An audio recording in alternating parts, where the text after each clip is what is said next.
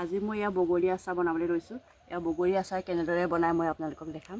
এয়া বগৰীখিনি ভালদৰে ধুই ল'ম। ধুই বগৰীৰ এই ঠাৰিটো ধুনীয়াকৈ গুচাই দিব লাগে, তেতিয়া আচাৰ ধুনীয়া হয়। ইয়াত নিমখটো সোমাই যায়, ঠাৰিটো ভালদৰে গুচাই।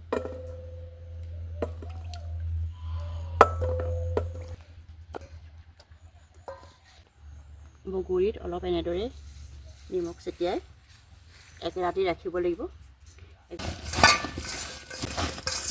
নিমখখিনি ভালদৰে এনেকৈ সানি বগৰীখিনি এক ৰাতিৰ কাৰণে নিমখ সোমাবৰ কাৰণে এনেকৈ থৈ দিম।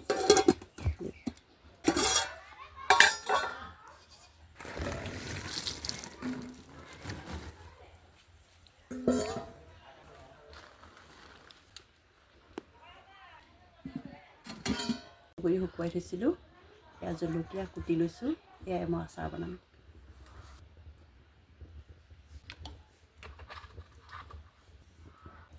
এয়া জিৰা, ধনিয়া, এয়া জনি গুটি,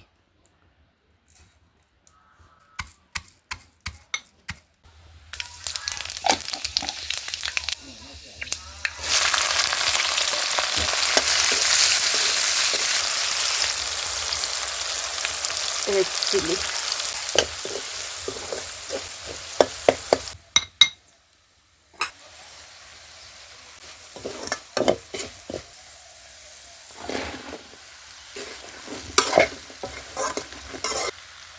নিমখ কমকৈ দিছোঁ। বগৰী শুকুৱাওঁতে নিমখ দি থৈছিলোঁ, সেইটোতে নিমখ কম দিছোঁ। এয়া বগা সৰিয়হ,